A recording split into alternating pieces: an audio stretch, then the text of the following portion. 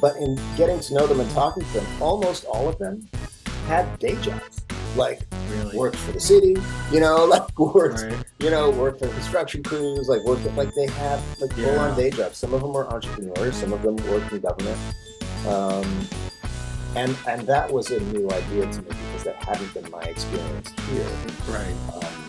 But as the income inequality has increased so dramatically, it feels like that's where our business has been going. Right. Where, like kind of everybody has to have another gig. You're listening to What the Hell is Michael Jamin Talking About? I'll tell you what I'm talking about. I'm talking about creativity, I'm talking about writing, and I'm talking about reinventing yourself through the arts.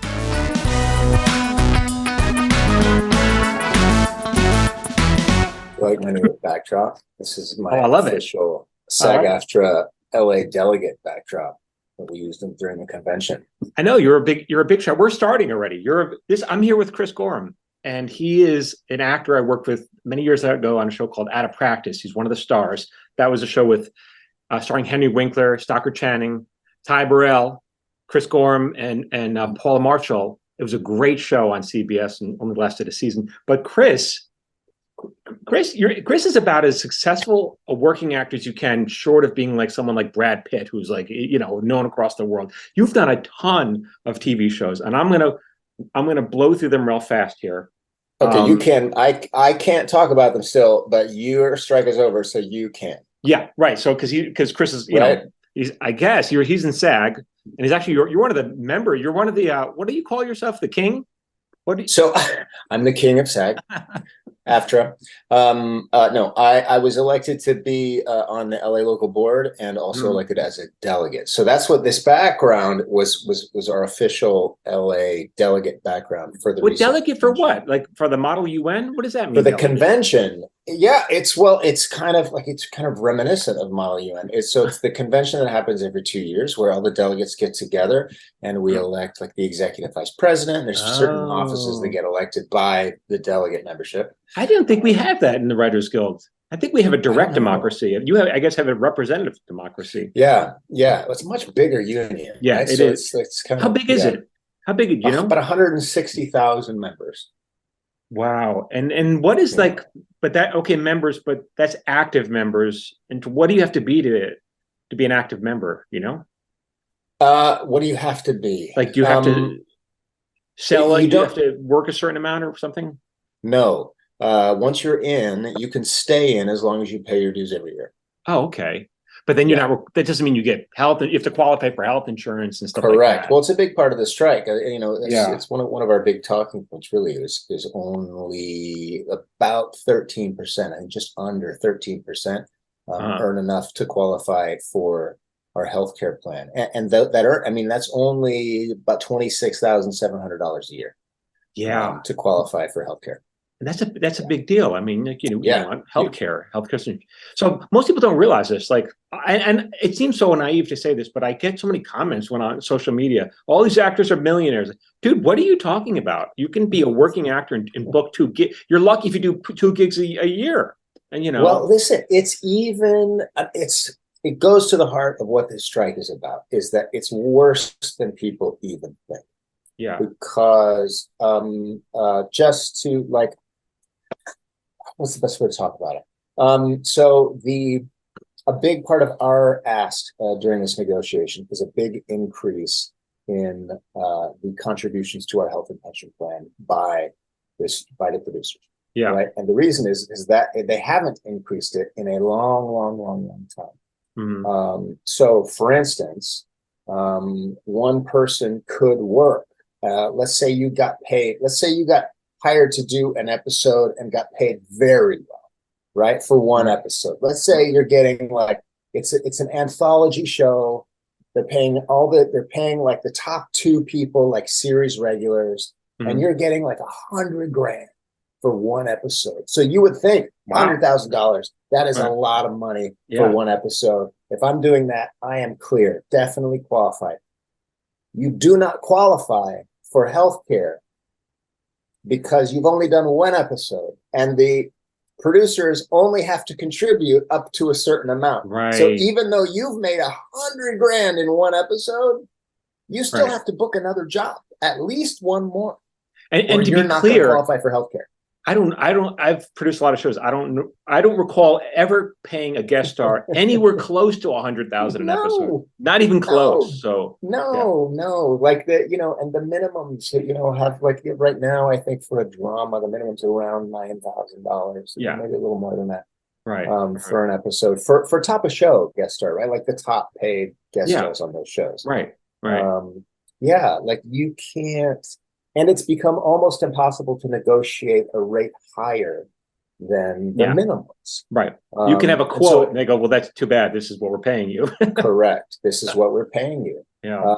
Let me just run through some of yours so people know who we're talking about, because this is, some people are listening to it. So I'm going to blow through some of his bigger parts, but he works so much. So let's start with Party of Five, where you did 4 episodes, which I love that show. I just had to mention that. But of course, Popular, you did a ton of those. Felicity, remember that? Odyssey 5, Jake 2.0, which you starred in. Medical Investigation, Out of Practice, which I mentioned. Harper's Island, Ugly Betty, Betty La Fea, which I loved, of course. Covert Affairs, and what else? I'm going through your list here. Full Circle, 2 Broke Girls. You worked with 2 of the Broke Girls. And Insatiable, The Lincoln Lawyer. I mean, and that doesn't include any of your guest stars. So you are an incredibly successful actor, and and you've strung. Actually, I want to hit on something. Sure. So this is a little embarrassing on my part. We had this is our second interview because I had technical errors on my part. I'm not that good with technology, even though I've done well over 100 episodes of this. And Chris graciously allowed me to kind of do this over. But one of the things that you said, the thing that struck me the most during our last talk, which I found incredibly interesting and humble, because I said to you, Chris, how do you choose your roles? And you remember what you said to me? Yeah, of course. Yeah, I said I should be so lucky. The reality is, it's like actors like me. I've had a lot of conversations with actors like me who starred on television shows, multiple television shows, and we all joke about how many times we've been asked in interviews the question, really? Why did you choose this to be your next project? Right. Well, I wanted to eat. That's why.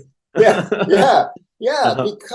I think journalists sometimes forget, and they think that we're all, to use your example, Brad Pitt, and that we're being sent scripts and we get to, choose what our next project is. But in reality, that is not at all what happens. Yeah. What happens for the vast majority of us is we are sent auditions. Sometimes we get the scripts, sometimes we don't.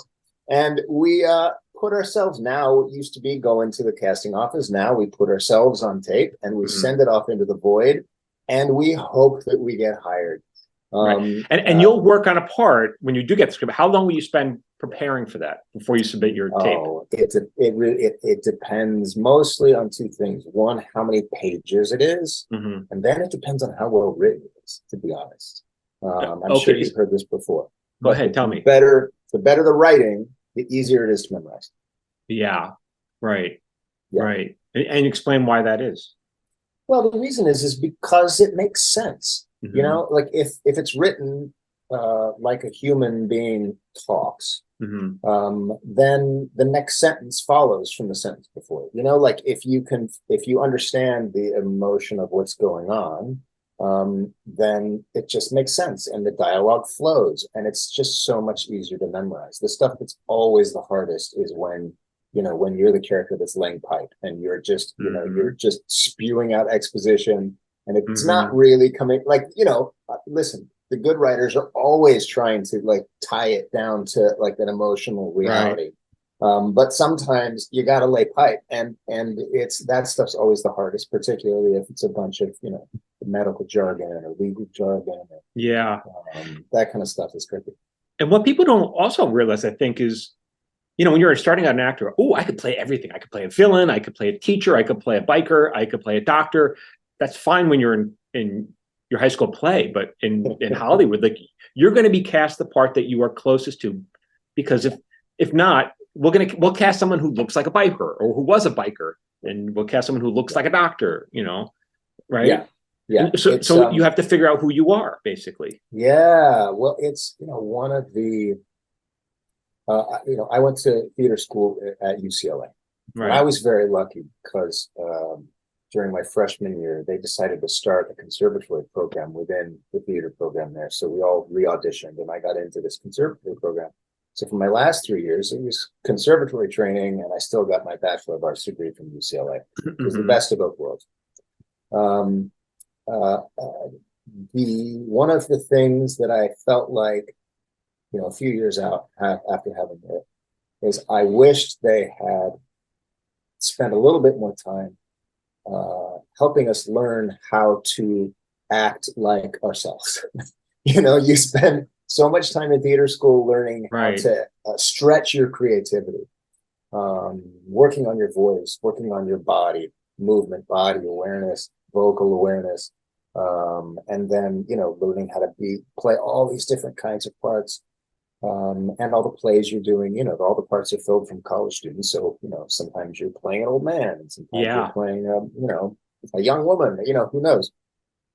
But the second you start auditioning for roles professionally, you're only going to be seen for roles that you physically look like. Right. And so it's really important to quickly learn, if you haven't already, how to be you, or so some how do you do version of you. Where do you begin with that? Well, it takes practice. We used to do an exercise. It was in one of the very beginning acting classes. In fact, I didn't even take this acting class. I was observing, I think my senior year, one of the grad students was teaching it. And it was just as simple as everybody got in a circle. And instead of like being crazy and dancing like a tree or whatever, like across, it was literally, it was just walk across. Like just walk from point A to point B, just you, like just don't do anything. Just walk from what, and you would be surprised how difficult that can be. Because you become self-conscious of what you're.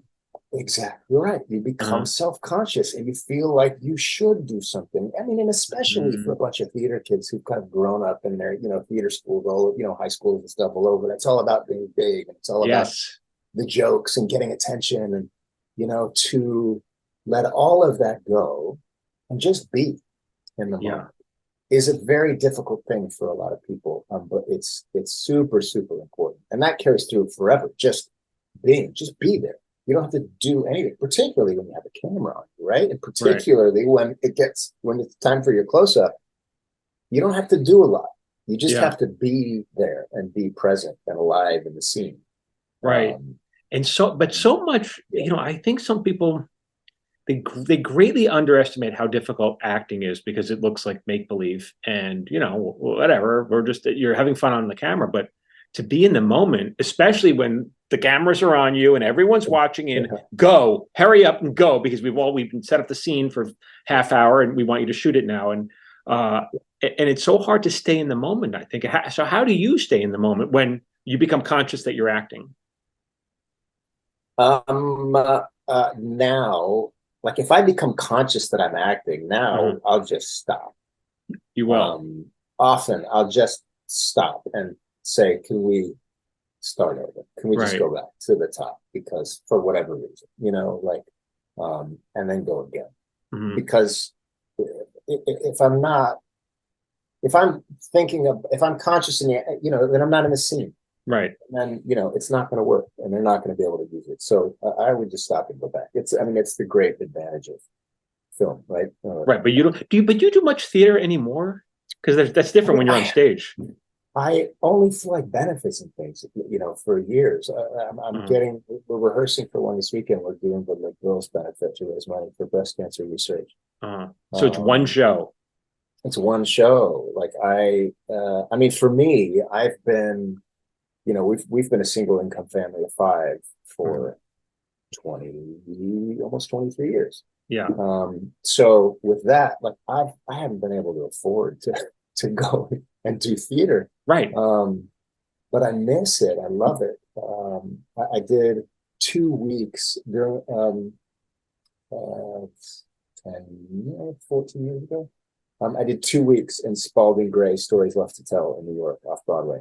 You did really? So you were Yeah. you were Spalding Gray. I mean, it's a one-man Yeah. show, right? Yeah. Well, it's like it's a one-man show split into 5 different like personalities, right? So it's different parts of him.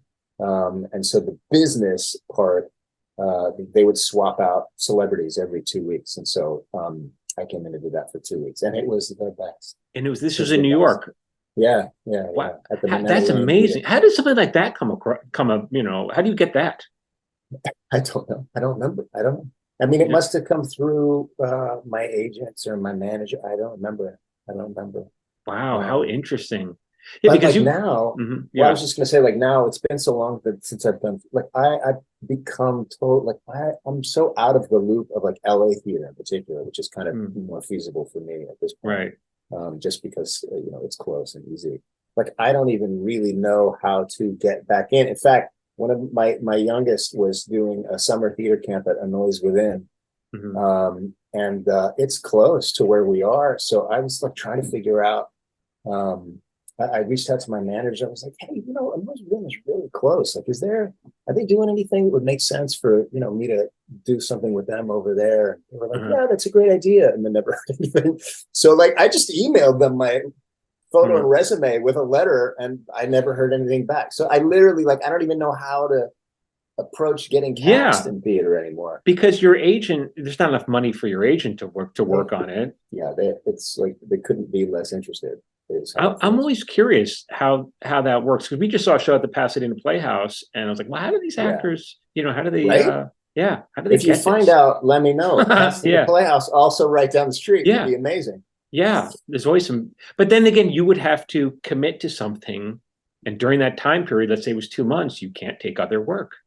You've committed, and something big could come along. Who knows? I mean, maybe, but that also like that is, you live with that fear all the time, no matter what. Even what do you mean? Even if you're on a show, you mean? Well, not if you're on a show, because then you're working. Well, then you worry about the show being canceled, and then that you're never going to work again. Yeah. But when you're not working, well, like this brings up 2 thoughts. One is there's a fear of taking something that's not the big thing, because you're afraid that if you do this smaller thing, that it's going to conflict with the big thing that might be just around the corner. Yeah.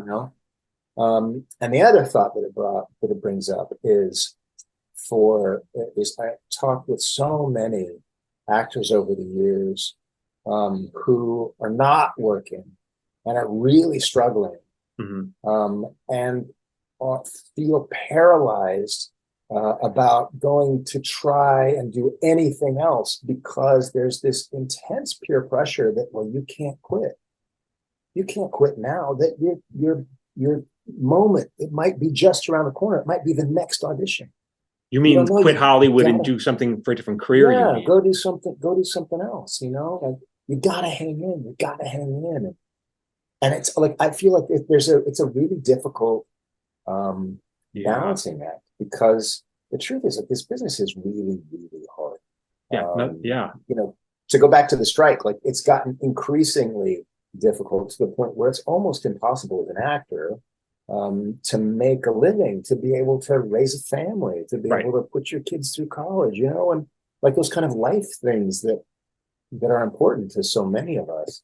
And I know, and that's why you fight, and that's why it's so, like, people think, well, so what for actors? But the problem is, if, like you're saying, if actors can't make a living in between, okay, let's say you're starring on a show, that's great, but the show will probably get canceled after 1 season. But you still need to keep a healthy talent pool of actors who can continue to keep a living, because if they can't, they're going to leave. And then how are you going to cast as writers and producers? How do you cast this part if there's not a healthy talent pool? That's it. Yeah. Like you can't, like this, we can't continue paying the stars these massive amounts of money, and having everybody else working on these tiny little minimums, because it's just unsustainable. The best and the brightest of us that haven't won the lottery Yeah. are going to go do other things because there's more to life. And, like you can be an actor without pursuing it as a career,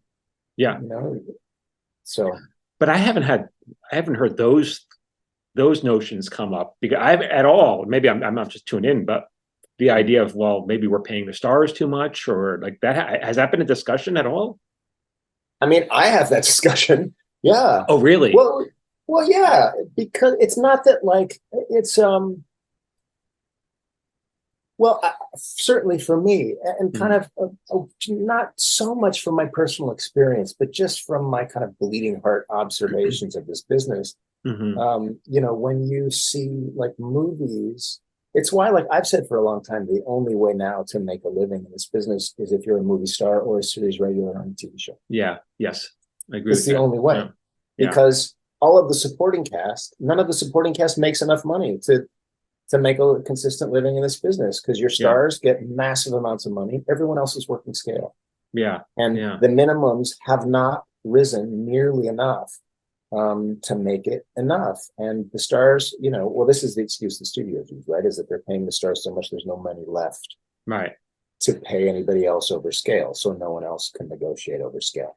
Right. And in TV, it's a similar thing. Yeah. So it just makes it very difficult. And not only that, LA has always been an expensive city to live in, but now it's crazy. It's like crazy. I can't afford. If I hadn't bought my house when I did, I couldn't even come close to affording this house. And I have a middle class house. There's something special about it. Yeah. It's so these are the issues that actors are fighting over. Yeah, it's an important. It's so interesting. When you hear your friends or colleagues thinking about leaving, do they tell you what they want, what they're going to do, or what they want to do? It's such a hard thing when you're middle aged. Like, what are you going to do? Right. No, it's true. It's true. No, I have some friends that have gone into teaching. Okay. I've got, most of like my actor friends are still around. I have one friend who started a business ages ago and still runs that business while she's worked, periodically as an actor throughout all of these years, and she still works frequently. Yeah. But like her main income is from this business that she created. Right. She's very so you got to be entrepreneurial, basically. Yeah. It's funny. I did a movie early in my career where we shot in Rarotonga and New Zealand. And we had a lot of New Zealand actors were working on this film. And some of them were quite famous in New Zealand. They were working on this famous New Zealand TV show, like legitimate celebrities. Right. But in getting to know them and talking to them, almost all of them had day jobs, like worked for the city, worked on construction crews, they had full on day jobs. Some of them were entrepreneurs, some of them worked in government. And that was a new idea to me because that hadn't been my experience here. Right. But as the income inequality has increased so dramatically, it feels like that's where our business has been going. Right. Where, kind of everybody has to have another gig. Yeah. Yeah. It didn't used to be that way. And I don't think that it has to be that way. Yeah, I agree with you. Yeah. I mean, it's definitely, yeah, it seems very unfair. It doesn't seem, well, I mean, I guess nothing's fair about being an actor. But being an actor has always been a pursuit of like, well, is there anything else you can do than choose that? But True. It seems like now it's like, I don't know, what do you do? What do you recommend then for people, young kids or kids, whatever, 20-year-olds who considering getting into the business? Yeah, I mean, that advice, I think, is evergreen. That if you can go do something else as a career, absolutely do something else as a career. Oftentimes the advice I give is when you're young, spend a lot less time thinking about what you want to be when you grow up, and spend a lot more time thinking about what kind of life you want to live when you grow up. Right? Okay. What kind of things do you want to do? And then you can find career paths that will allow you to live the kind of life you want to live. And it becomes less obsessed with having a certain job. Well, I mean, that's something to consider. So like for you as a working actor, sometimes you'll be, on location, you might be in a different city. Is that something away from your family, which is hard growing as you were raising a family? Is that something you considered? Is that something you would reconsider now? I had no idea. I grew up in Fresno, California. My mom was a school nurse. My dad was an accountant. They didn't know what to do with me. And I didn't know anything about the business, like I wanted to be Fonzie. I didn't know. I had no idea. And so, and I was very fortunate, I got out of school. I got my union card in 1996, like the year I got out of school. Was booking occasional guest stars on things. My first job was one scene in this, in a movie with two big movie stars, big famous director. It was awesome. Wow. And then I booked my first series just 3 years after school. And it was shot at Disney, it was like 10 minutes away from our little place we were renting, and then it was canceled. Right. And it came out of nowhere. And then I was very fortunate again. I booked another series 2 weeks later. But that one shot in Toronto. Wow. I had no idea what that meant. And I left to do that pilot 6 weeks after our firstborn was born. Right. So, my wife, Anel, had no idea what we were doing. Suddenly we had a newborn baby, 6 weeks old. And then I'm gone for 5 weeks. Yes.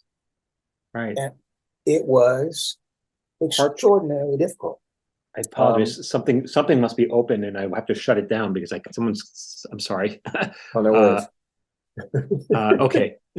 Oh my God. I thought everything shut, but yeah. So to continue, so that was that's heartbreaking. You have a brand new baby and you're out of town. You left. Yeah, it was hard, and because we didn't grow up here, right? So we had no experience. I don't know how to do this. Yeah.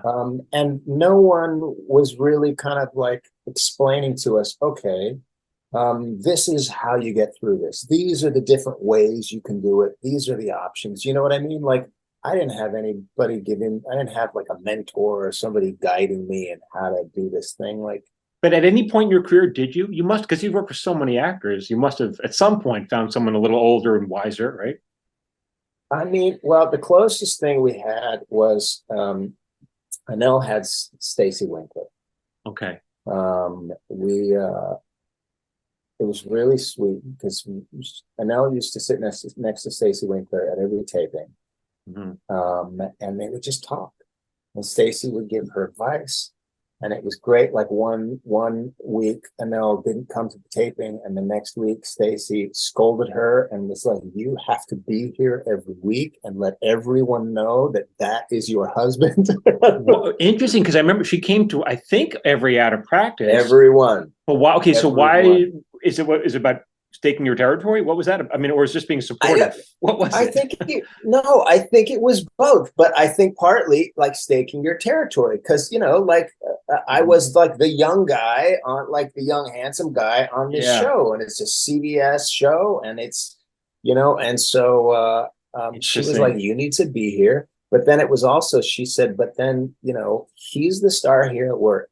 You have to make sure that when you get home, the kids are the star, not him." Yeah, right. You have to make it very clear. Was there a difficulty for you? And like, is it hard to go home and and not be the star, or what was that like? I had gotten pretty good at it, certainly by then. But I would imagine, looking back in the beginning, it's hard. Like, it's kind of that power corrupts, and absolute power corrupts absolutely, right? Of course, can go to your head when you're getting a little famous and you're Mhm. making some money. And, when you're at work, you are catered to, like when you're one of the stars of the show, you're catered to hand and foot. Yeah. It's everything's taken care of. I've described it as like series regulars are treated like fancy babies on set. Yeah. Yeah. Don't upset the babies. You need to keep them safe at all times. You need to keep them comfortable at all times. Yeah. You don't want them crying. You don't want them cranky. You need to keep them fully regulated, because when everything's ready to roll, we need the fancy babies to be able to perform. And Right. as soon as they're done, we want them to go back to their cribs/trailers so that then, the grown-ups can finish getting everything ready for the next shot. And imagine giving this kind of pressure to a child actor. I mean, that's Yeah. that's. Have you worked with many child actors? Yeah, many over the years, and and almost I can say with almost all of it, almost all of it's been a good experience. I haven't had any total nightmares with child actors.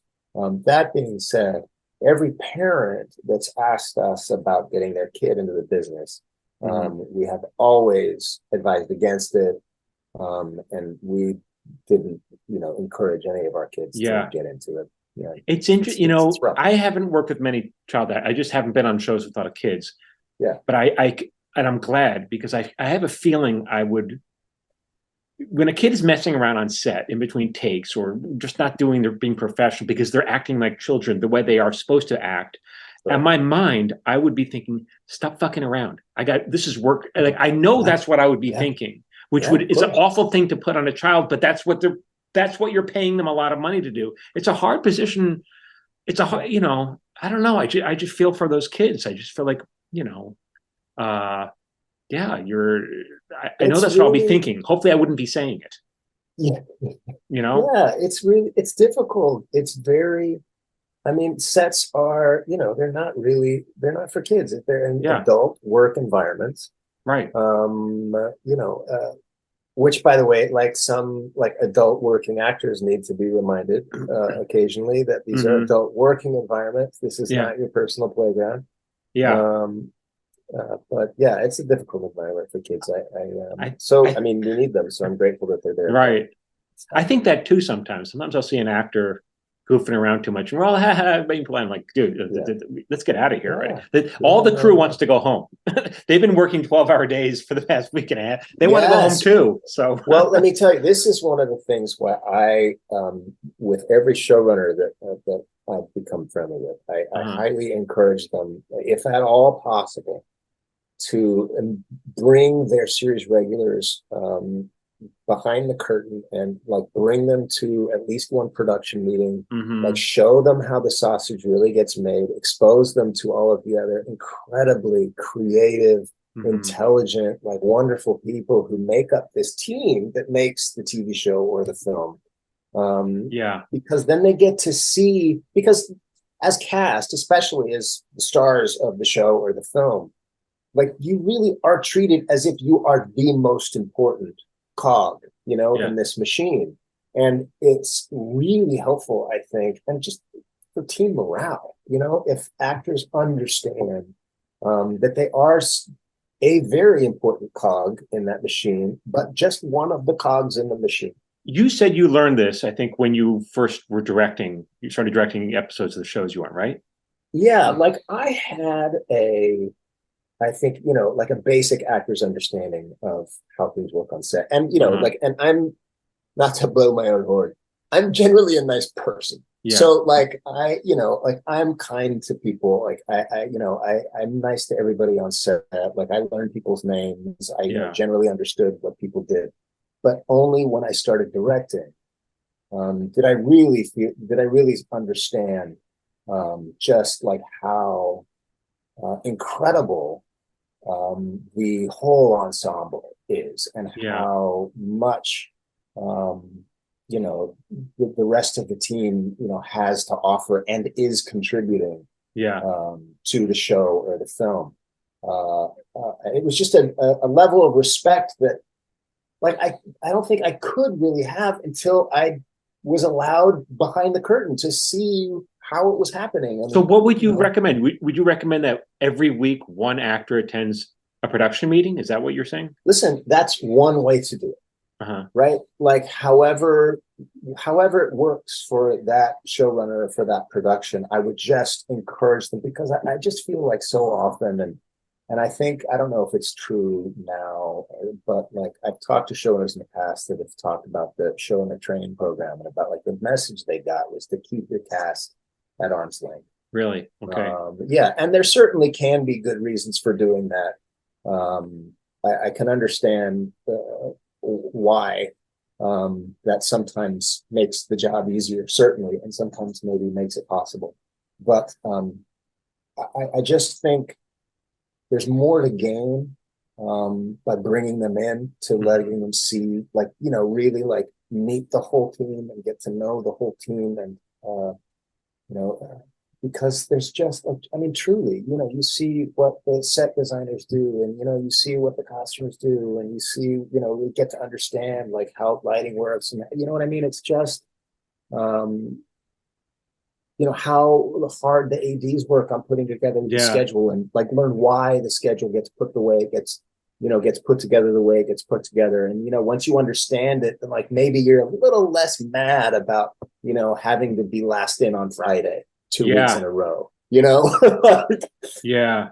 Like you see, it's like they're not out to get you. They are trying to accommodate you, and you're not the only factor that is being accommodated. You're talking about the writers now. No, I was talking about like the cast, like in regards to schedule. Cast. Oh, the schedule. Frustrated about scheduling. Oh, I see. Yeah, that's always right, because that's I can see why that would be frustrating. So what happens? You get a call sheet and you're told to come in whatever 8 a.m. and they don't get to shoot your part until 1 p.m. and you're like, why did they call me in so early? And sometimes it just happens. It works out that way. Sometimes, they're trying, and sometimes it just doesn't work out. And like with the scripts, like with writers, it's a similar kind of thing. It's like once you understand like how many chefs are in the kitchen of like getting these scripts, these stories broken, and then these scripts written, like how many notes the writer has gotten about their script, from the studio and then from the network before it ever gets to the cast. You're making me anxious just talking about it. No joke. Sorry. But, and then like, that's why as a cast member, when you then go to the writer and say, hey, can I ask you about this? Like your writer looks like they're dying a little inside. Yeah. No, I can't do that. And it's like, like the best writers that I've worked with, have always like been very organized about like how actors give notes. They're like, if we're doing table reads on a show, they'll be like, look, we're going to do the table read. Everybody's got 24 hours to give whatever notes or feedback you've got about the script. And then after that, we're considering it locked. Please respect that. Like once you're on, the whole, with the idea being that you don't want to spend a lot of time on the day when you're there waiting to shoot, like talking about suddenly having, questions about the scene and, asking it to be rewritten. That's not the time. Yeah, it's not. And because we have to get next week's script, and next week's script is a disaster. I'm telling you, it's in terrible shape. Totally. That's how it always is. Yeah. So you want to worry about this? What about the crashing plane out there? That's going to be. Yeah. I remember, I have to share this. I can't remember if I mentioned this last time we spoke, but when I taught, one of my favorite experiences of working in Hollywood was when I was on Out of Practice, and I can't remember what I was doing. I think the showrunner, Chris Gorham, he had me deliver pages up to the actors. It was show night, right before the show. And I don't know why it was made, but for some reason I remember carrying a couple of scripts to the dressing room, maybe an hour before the showtime. And you guys were all there, the whole cast, and Henry, you're all holding hands. And Henry's like, come on, Michael, come on in, come on, right? So and I'm like, what's going on over here? And you're all just holding hands. And he goes, and he invited me in. I'm like, but I'm a writer. What do you mean? No, grab some hand. And I remember taking whose hands I don't know, but I'm in the middle. I'm with a circle. I'm holding hands. I'm like, what is going on here? And then you guys did, I don't know what you would call it, but it was some kind of. It's like a little like vocal warm up or something. No, it was almost like a blessing. It was like a bless. It was almost was like. It? we're here to I'm curious if you've done this since then. It was like, we're here to support each other. We're going to have a wonderful show. We're all together. We're a family. And it was almost spiritual. It was very, I guess you haven't done that. You don't remember I remember doing that. I don't remember that specific moment, but that was all Henry, But it wasn't every week that you guys did that? Every week we did that. Yeah. Okay. Yeah, every week. It was our ritual, but Henry started was the ritual, like before we went down to start the show. Right. We would have this time just with the cast, or occasionally with a writer who'd come in. I thought it was a beautiful moment. I really did. It was really great. On dramas, you don't do that because you don't have that moment where you're all together about to go start the show. Like that's only happened to me on sitcoms. So maybe that's a theater thing then, do you think? For sure it's a theater thing. Yes.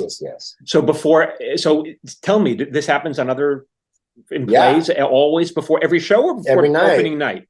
Every night. I mean, of course, it depends on the show, right? It depends on who's there and like but yeah, thinking back, even when I was a kid in Fresno, like doing like local theater, there would always be, you'd circle up right before showtime. And is that what they call it? Is there a name for this? Circle up? What is it? No, that's just what I'm using. So there's no name for it. You get in the huddle.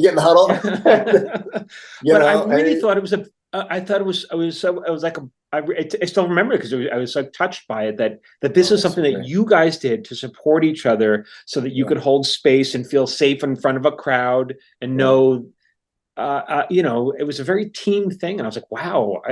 I felt almost like I was invading it. I felt like I don't belong here because I'm not on stage with you guys. But that's what I remember. It struck me. Something else that always struck me was how well guest stars were greeted by the regular cast. Because that's a very, very difficult position. You've been on both sides of that, right? Yeah, for sure. What's that like on both sides for you? I've worked on shows where I have, where series regulars never spoke to me. Like we were in a scene together, but outside of the scene, never spoke to me. So action, and this is the first time you're talking to them. Correct. I suppose that could be good if your characters are just meeting for the first time, but is there? Sure, I guess. I guess. But we're professionals. Like we could pretend. Yeah. So, but that was pretty early in my career. I haven't had. Like now, I don't really have that experience anymore. But also, like I took it with me, and I made it a point, having had that happen once or twice early in my career, that once I was the series regular, I've always made it a point to never ever do that. To always welcome the guest star and just absolutely greet them. It's a hard thing to stay. I mean, think about it. It's the first day of school for them.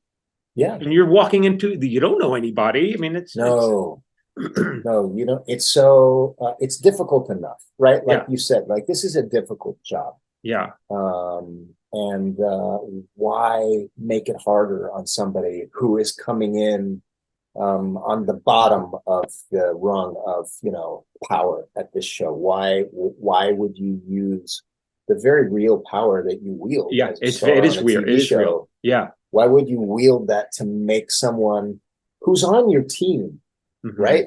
Like uncomfortable? Why wouldn't you? But we know these actors. I'm the star. I want to remind you. It's like, dude, we know. Yeah. Yeah. There are people like that. I feel like that's the exception. It happens. Really? But I feel like it's the exception. Interesting. Yeah. Hey, it's Michael Jamin. If you like my content, and I know you do because you're listening to me, I will email it to you for free.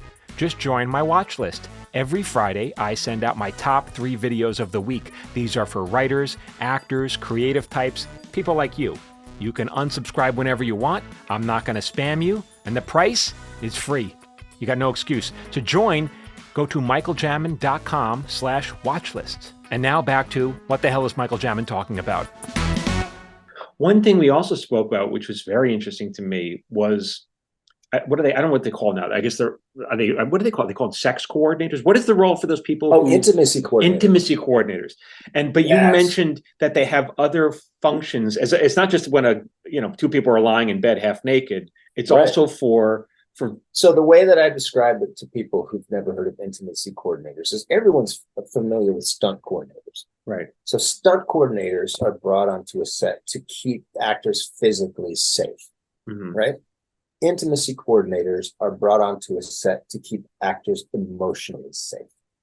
And this is a relatively new thing, maybe 5 or 10 years or something, maybe less, right? Yes, new. And we're pushing to make them required, but one of the hurdles before we can make them a requirement, like a stunt coordinator is required. Mm-hmm. One of the hurdles is actually getting enough intimacy coordinators qualified, like trained and qualified to do this. Are most of them? Are they therapists, counselors? What's their training? Do you think? I think a lot of them come from the acting corps. Really? Yeah. Because you mentioned it's not just that; it's also like if you have two characters yelling at each other in a scene, no sex, they're just yelling at each other. That an intimacy coordinator will talk to you afterwards, right? Yeah. So here's a couple things that we did. I'd worked on a show where we had a scene that it was a sexual assault scene. Now, but there were no clothes, there was no nudity. And things stopped before things progressed to the point where we were like physically exposed. But like that kind of scene, you're very emotionally exposed, right? Right. And this was my first time working with an intimacy coordinator. I didn't really know what to expect. So there was part of the conversation was, okay, like, for instance, it's written in the script that like the other character is going to reach down and grab your groin. Right. And I talked to the director, and the intimacy coordinator is saying, I talked to the director, and the director wants to see that. He said, are you comfortable with that? Here's what we have to protect you. We have like a piece that's going to go, between your pants and your underwear to protect your groin. And so when she grabs you, like that's all she's grabbing. Right. It was like, okay, like, great. That's super helpful, actually. Like, great. Like I've never had that before in a scene like that. And it's like, nice. It makes me feel more comfortable. Certainly makes her feel more comfortable, because who wants to do that? Right. Nobody, but then after the physical parts of the discussion, then the conversation shifted, and she said, another thing that I've done with a lot of actors who've done scenes like this is I would recommend that you put together a self-care routine for the end of the day. I was like, well, what do you mean? She's like, it could be anything, like whatever is going to be comforting to you. Some people, you might, put things together so you can draw a bubble bath when you get home. You might put together a playlist of music that makes you feel good. It might be pictures of your kids. It could be like whatever it is that, is going to give you comfort if you need it at the end of the day. Because, you never know what scenes like that might trigger. And that's the thing is like, you write scenes like this, and it's necessary for the story, and it works, it's appropriate for the characters, but you never know what the actors as people, like what their life experience has been. And they may have in their real life been through an experience like that. And so then reenacting it, it can be very triggering. And it's the thing about acting, when you're doing these emotional scenes, be it anger or big, crying emotion, that's your body doesn't know you're pretending. Exactly. So like you mentally, well, this is pretend. None of this is real. We're on a set. We're surrounded by, crew members and friends, but your body doesn't know the difference. When you're experiencing those emotions, you are experiencing those emotions. And you never know what it's going to bring up. So that, that kind of care, like emotional care, I thought was really great. And it's like you'll do that, just so people are aware. If you have a scene where you're screaming and yelling or sexually assaulting someone or whatever, and your adrenaline's pumping and your hormone, whatever your not hormones, but cortisol's racing, whatever, all this stuff is going through your head, and your body doesn't know it, and you're doing the scene a dozen times, and it's very hard to I feel must be hard to wash that out of your system. Can be. Yeah, it can be. I mean, that's the thing, and it's different for everybody, right? Like, Like I was okay at the end of the day. Like I was exhausted, Mhm. but like I felt okay. But I was glad that I put some thought into, if I'm not feeling okay, here's what I'm going to do. It's going to help me feel better. Right. And just having thought about it, I think just helped. Now, because I don't think I've ever worked with an intimacy coordinator, because in comedy we don't really do a lot of that. But Yeah. is it always like a sexually charged thing? Is that what the line is? Because it's not just drama. Is there always has to be some kind of sexual element when they're brought in? Is that what it is? That's certainly how it started, and I think now it's kind of. I mean, it's one of the things is like it's still new, right? Like we're Right. figuring out like when it's certainly on the sexual stuff. Um, uh, it was interesting.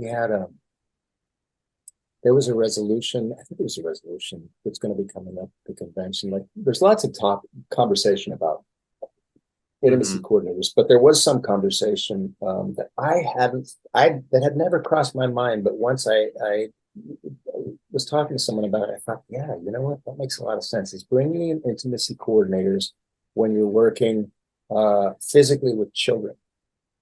Physically with So children. yeah, so for instance, like you're playing a dad, right? And Yeah. you're working with kids and you're getting in bed and cuddling with the kids at bedtime, or you're putting, Yeah. your daughter on your lap to have, because they had a rough day, and you're cuddling and have, you know what I mean? And you're Yeah. having physical contact with kids, to have an intimacy coordinator there just to make sure, because again, you don't know what Yeah. people's experience has been, to protect the kids, Yeah. so that there's a conversation and there's somebody there watching. And I thought, you know what, That's a that's a smart great idea. idea. Yeah, that is a really smart idea. Yeah, Yeah. because we don't know what these kids have been through. We don't know. No, Yeah. and again, like, most actors, like Uh-huh. most people in the world, are caring, kind, Yeah. certainly empathetic. That's their whole Yep. job, That's the you job. know. But just like in any other profession, like, there are some people, need help. Some people don't always have the best intentions, and some people don't always behave well. And so I think, it's important. So yeah, I thought that was just such a good idea. We And a really also, useful. I totally agree. We also spoke about how you handle it when you are working with an actor who maybe isn't as professional or prepared as you are in the scene, and what you do. I thought it was interesting what you had to say. Okay, so like huge pet peeve for me, it's like know your limits. It really bugs me when you're working Yeah. with someone who hasn't bothered to learn their dialogue. Yeah. So that's a huge no-no. But then sometimes you're working with an actor who just isn't great, Yeah. who just for whatever reason um, isn't great. Yeah. So my strategy for dealing with that is I just uh, basically start acting to an X. Like I just don't, like, if they're like whatever they're giving me is just bad. Yeah. Like what I know is that the editor is going to cut around the bad performance and they're going to use me. So it's even more important for me to stay completely engaged in the scene. And it's an extra level of acting challenge, because then you're acting. It's like, I don't know, it's like working like on one of the superhero movies or something, where it's, you just Mhm. start treating them like a tennis ball. That's Um, right. and you Yeah. do the scene regardless, like, because your performance, you can't let them affect your performance. But Your that's performance interesting. has to be there. But let's say you were working with a casting director, because sometimes I've worked with many and some cast directors, they'll read with you, and some of them are not great actors. No, really And bad. yeah, and then you have to, as an actor, you were trained to react and to what Right. they give you. But how do you Right. deal with it when they're not giving you Man, enough? it's really hard, and it's one of the nice things about this whole self-tape Yeah. resolution, is that's kind of taken out of it, because you have you've got, hopefully you have someone working with you that's going to give you something, and Right. if not, you can do multiple takes and send the best one, right? But Right. it was always one of the most difficult things about auditioning in the room is when you are, and I've heard so many horror stories. I've experienced just a couple, but when you're doing your audition and the person you're reading with is garbage, and so much of it becomes, it's not like how convincing their reading is. For me, it was always a rhythm thing. Yeah. It was like they just aren't listening, Right. and so the rhythm gets completely screwed up. And Yeah. it's like, I it's always so feel for hard. actors when they have to do this. Like, how, like, Yeah. you have a crappy director, casting director. It's like, well, what do you, It's so hard. or you look up and the casting director's like on the phone, well, or that's they're even like worse. eating But lunch and not looking. It's just, But like, if you've prepared a scene and you're in this moment you're going to be hot, you're going to be yelling, and the casting director is not giving you enough for you to get angry at. yeah. Like, so you're saying you just go ahead and do it the way you prepared, even you though have if the to. scene, but then it looks like almost looks like you're crazy because you're getting angry, and the casting director's at the lunch. No, It's just something you got to deal with. because that's the scene, and they're probably, even when you're in the office, usually they were recording it, right? So, like, all they're going to see is your side.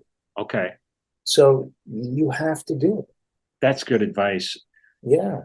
I remember, this is years ago, we did a scene. We had this very famous actress.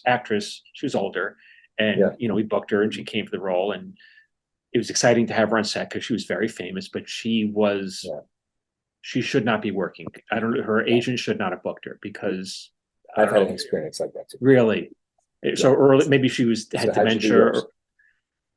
I felt terrible because she clearly had dementia or early signs of dementia. And so she literally couldn't remember one line. So you'd feed her the line, and even still, she couldn't remember it half a second later. And I just felt I didn't know what to do. I was like, she's struggling here. She's probably feels very embarrassed, very lost, very scared. Why did her agent send her out for this book? Maybe because she needed the insurance. I don't know. Yeah. But it was a horrible situation. I felt bad all around. Yeah. I've worked with an actress who was in a very similar situation, and they went to cue cards and they just did it line by line. Even with cue cards, I wanted to bring cue cards. The director said, "I don't want to bring cue." I was like, "What are you doing, dude? This is awful." I lost that fight. I thought we needed cue cards. Just shot her side line by line, and then I just did my side to an X. Yeah. It's so interesting. That's one of the realities of being on a TV show. Totally, and it's it's one of the, but also why it's so important to not to get just to do, at the end of the day, like, you be responsible for your performance. And make sure that you're giving the best performance that you can give, and you can't control the other stuff that's happening. And then as an actor, then trust your director and your camera operators and your VP that they're going to take care of you as best that they can, and your editor, right? That it doesn't behoove anyone to make you look like an idiot, unless you're supposed to look like an idiot. Right. Are your kids to make the show great? Are your kids getting into acting, or have they expressed any interest? No. You said with relief. No, not in the arts at all. No, we had no. Because your wife was an actor. I mean, I'm surprised. I'm surprised that there's not that pull. No, we have. Well, my oldest son is autistic. He finished high school, and now he's got a part-time job, like the pharmacy down the street. He's doing well, and his younger brother is studying business. Wants to go into real estate. Oh, good. Like, he's just right. It's like, okay, yeah. Oh, thank God. Yeah. And then our youngest loves to sing, has a beautiful singing voice. But he, isn't really interested in going into business. Which is fine. Like, we've never put any pressure on them. Well, sure. And had they had a passion for it, we would be supportive, but it's just not, where their hearts take them. It's funny because I'm sure they've come to set with you, have seen you do it. Yeah. It's, they think it's boring. They're like, this is so boring. It is boring. It is. When you're like, there's a lot of boring on a set. I don't know if it's super boring. They've never liked watching things with me in it because it's weird to see your dad not being your dad. Yeah. Also, another thing, thinking about it, having just talked about Stacey Winkler a little bit ago, like I think part of the reason they don't like going to set is because at set I am the star and not them, and so interesting. That doesn't feel great either. It's way better at home. What is it like for you though when you're out in public? And fame to me is so interesting. How do you experience fame when someone comes up to you and they think they know you and they want a piece of you? What does that do to you? Well, I've been really lucky, I feel like, because I've kind of been able to walk the line where I've experienced being famous enough to have the paparazzi jump out and want to take my picture and talk to me. That's a lot. That's a level of fame I don't think anybody would want to have. Yeah, but like never to the point where it really got in the way. Okay. It was just there were some moments in my career where I was famous enough that the paparazzi knew who I was and would take my picture, but never famous enough that it really caused problems. Right. Never famous enough where I needed security, never famous enough where it got really inconvenient. But let's just say you're at a restaurant and someone wants to come up, they want to talk to you, they want an autograph, they want to meet you. Most of the time people get it. Like, I'm usually out with my kids and my wife, so like they understand if they're coming up and I'm with my wife and kids that it's, a little awkward for them to ask me to stop dinner with my family to talk pictures or take, so that doesn't really happen. Oh, that's good. Because Brad, I could see your family being like, oh God, we're trying to have a night. We're trying to be together. And there's been moments like that, especially for the kids. Like in Elements, it's always been fun. Like, early in my career, it was weird because, we were on a show and we couldn't go to malls because kids would chase us around malls. Yeah. In the very beginning. Yeah, but then as you get older, that happens less and less, and and then it's just been like sometimes it's surprising. Like my kids forget for a while. Like we'll go a while without getting recognized at all, and then weirdly in Chicago, I think the last show that I was on must have like lots of people watched it in Chicago, and so like suddenly like anytime I'm in Chicago, I'm recognized all the time. And so it's like my kids remember, oh, right, that's on TV. That's so funny. Like when Ethan was starting high school was when a very popular show with the high school kids had just premiered. And that was actually really difficult for him. We've talked about it since. He didn't really reveal how hard it was for him. But like last year we were talking about it and he was kind of opening up and said, it sucked. It wasn't great. Really? You were doing that show like while I was starting high school. And so everyone knew who I was and everyone knew who you were. All his friends and kids, all the kids. Yeah. It's hard for a kid. It was embarrassing. Yes. It was embarrassed. They were embarrassed that you were their dad. Yeah. Really? It was super embarrassing. Yeah, well, because of what that show, because of my character on the show, for high school kids, it was a lot. Like I was physically quite exposed on that show. Okay. And so it was, it was a lot. It was a lot. Oh, wow. That's, we did a show with these two guys, Rhett and Link, and these were big YouTubers. And they were huge, right? And I hadn't heard of them. I didn't know them. Yeah. And then remember we go for the meeting and one of them said to me, you wouldn't believe this, but I can't go to Disneyland without being swarmed because that was his crowd. He's like, I know you've never seen me before, but I can't go there without being being swarmed. Yeah. It's so funny. Yeah, it's wild.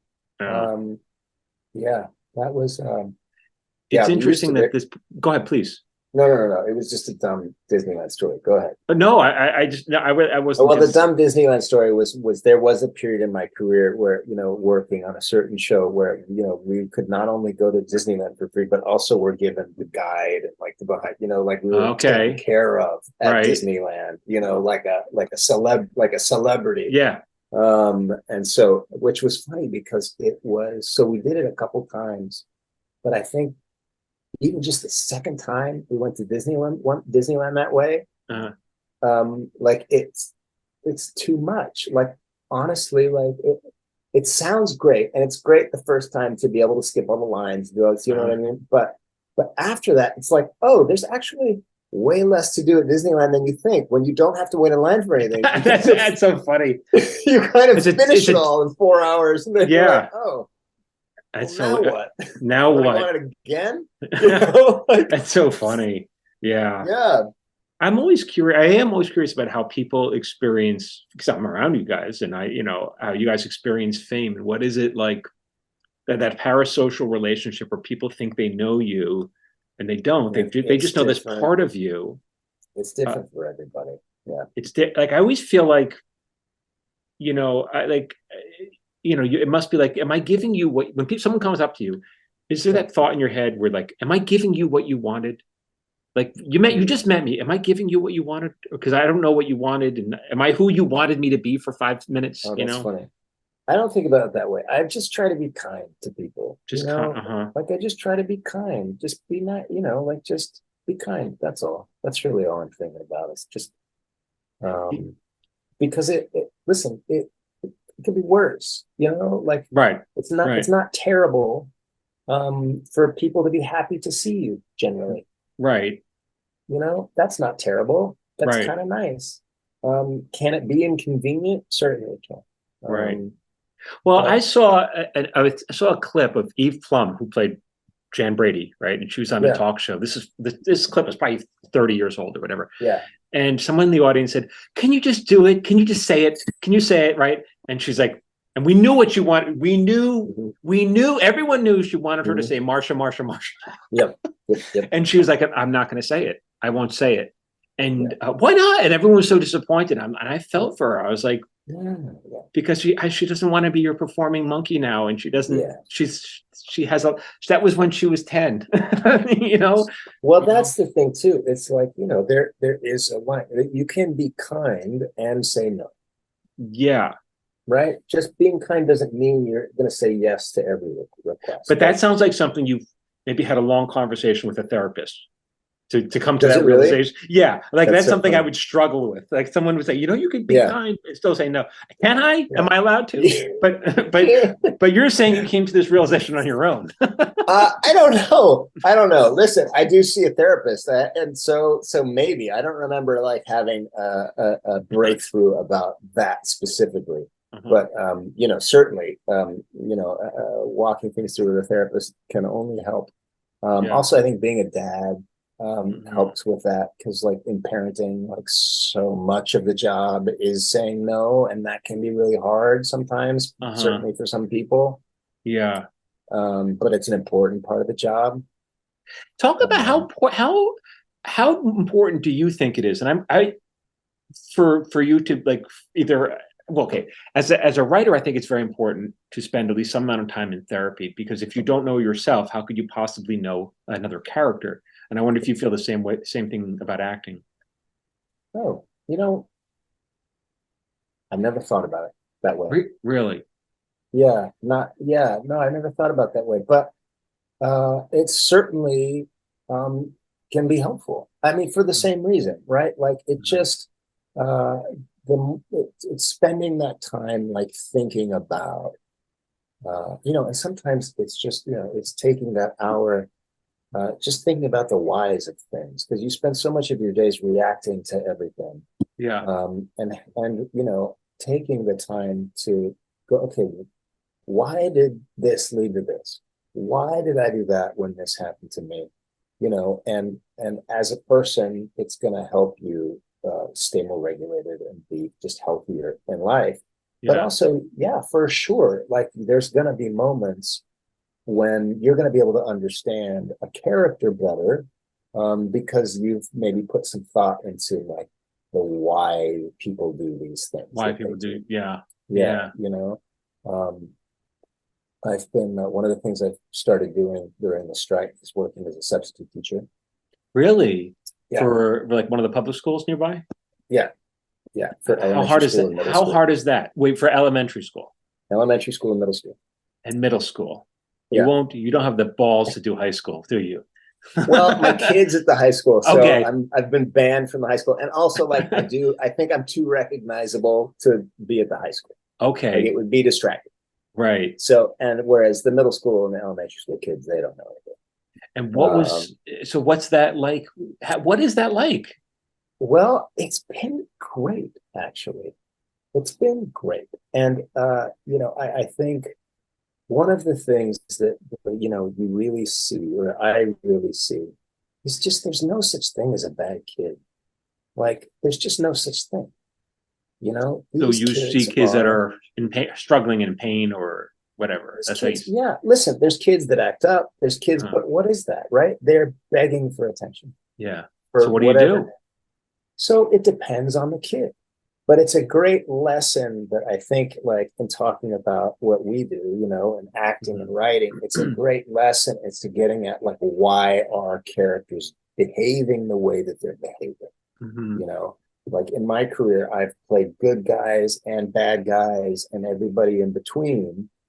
And I'm often asked, like, how do you play this horrible human being? It's like, well, like part of the job is figuring out like why he's doing what he's doing, because it makes sense to him, either mentally or emotionally, like he's doing what feels right for him in that moment. And objectively we're looking at it. Do So you it's ask for terrible help with behavior. that, with the director or the actor? If you're struggling with that, why am I such a dick in this scene? Sometimes, yeah. Sometimes it's an important conversation if it doesn't make sense, because also sometimes, like frankly, like the script hasn't got you there, or like Right. I can't see it. It's like, can you, like I don't. This doesn't feel justified. Can you help me like connect the dots? So funny. Just as I was saying that, we ran this show with Mark Maron, the comedian, and the Yeah, show was based on his life. And so we wrote this one scene where he's giving a speech. He's getting out of rehab and he's giving his goodbye speech or whatever. yeah. And the speech that we wrote for him was so ungracious. He was being a real jerk. It was like, goodbye, you're all good luck. I'll see you here in 3 weeks because you're all gonna relapse. He was such a jerk. And right before we're shooting it, Mark comes up to me. He goes, I don't understand why I'm such a dick in this scene. And I'm like, uh-oh, how do I break this to you? Because it's based on your life, Mark. And I go, Yeah. it's because, Mark, sometimes you can be a dick. And I'm like, oh, here we go. He's going to punch me in the face. He's going to punch me. And he just looks at me. He goes, okay, got it. It's like, okay, fair. That's all he needed. Okay, got it. Yeah, I could be a dick. It's like, yeah, I see it now. Yeah.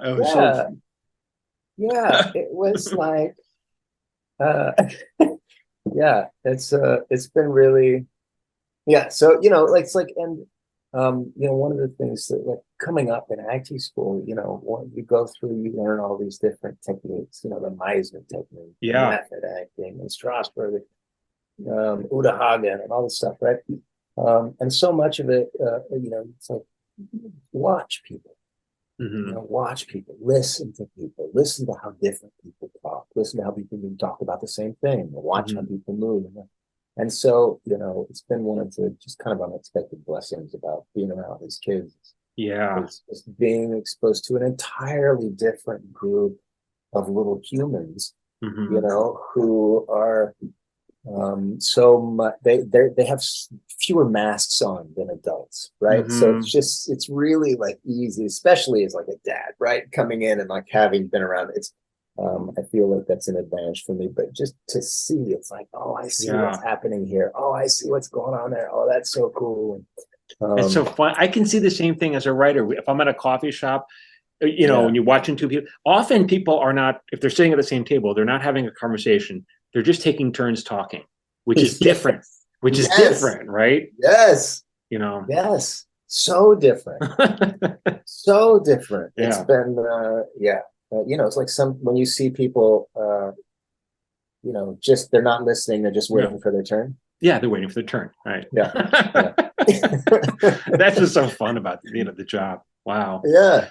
Chris, we had a long talk, and I think we bumped on we touched on only a couple of things we talked from last time, and yet this is all new terrain.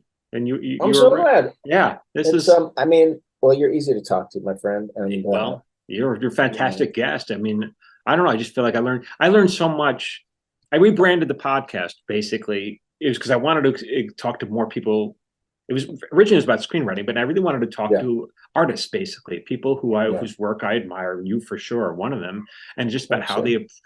I don't know what's it like to be an artist and how and how to approach your work, because I know you take it so seriously, and I have so much admiration for that. Man, it's it's the greatest job in the world.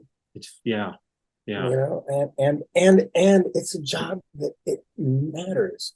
Yeah, it does. Matters. I've said that, and people. Yeah, I made a post about that, and I don't know, people. I don't know if it was well received, because it doesn't matter, but it does matter. It really, storytelling is one of just the founding pillars of our society and of community. Like, storytelling is so important. It is how we see ourselves. It's how we learn how to behave and how we learn about other people, because it's how we get outside of our own our own lived experience. And can experience the lived experience of others. It's vital. Yeah. And stories connect us. And now more than ever in this country, we need something that connects us. We're so divided, It's, I don't know. It's one of those things that helps us feel less alone. Feels less. Exactly. And the world can be a very lonely place. And so, right. I'm very, I've been very, I wonder when but I wonder when people, when I say this and they don't recognize the value of the arts, and I say it helps us feel less alone, and they can't get there. They can't. I wonder, is it because they're just alone? I wonder if they're so alone they can't even get there. Maybe. Yeah. Sometimes. Sometimes, but it's problems. Community is just the most important thing. Like, strong communities lead to happier people, lead to less crime, lead to, just happier lives. Like, community is so important. Yeah. And it's one of the very important ways that we can help build community is by, sharing our stories with each other. Yeah. Or sometimes just fucking, laughing about something, like needing to sit down and laugh about something, or get excited or get swept away to, another world, or, it can be anything, but it's, it's as vital. It's as old as the species, right? Yeah. And when people come home, but often people come home for a long day of work, hard day of work. What do? They'll turn on the TV, even if they're not going to watch it, just so they don't, just to feel less alone, Yeah. It's, I'm very proud of so much of the work that I've been able to do, and so grateful to be allowed to do it. And it's like I just I really look forward to getting back to work as soon as our friends at the AMPTP can bring themselves to give us the deal that we need to make to get back. By the time this airs, I hope, because I have a little bit of a lag, I hope it's done. But we're, some people are thinking, well, maybe it'll get done this weekend. There's some optimism. Yeah. I hope so. Well, if Chris, not, we'll see you on the picket lines, my friend. Oh, for sure. And you were there for sure. The writers right from the beginning. But I want to thank you again for sharing your time so generously, because this was a great talk. I think this is going to help a lot of people, help me. So anytime, man. Thank you again. Chris Gorham, round of applause. Thank you so much, man.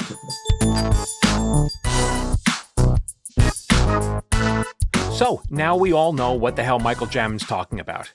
If you're interested in learning more about writing, make sure you register for my free monthly webinars at michaeljamin.com/webinar. And if you found this podcast helpful or entertaining, please share it with a friend and consider leaving us a 5-star review on iTunes. That really, really helps. For more of this, whatever the hell this is, follow Michael Jamin on social media at Michael Jamin Writer. And you can follow Phil Hudson on social media at Phil A. Hudson. This podcast was produced by Phil Hudson. It was edited by Dallas Crane, and music was composed by Anthony Rizzo. And remember, you can have excuses or you can have a creative life, but you can't have both. See you next week.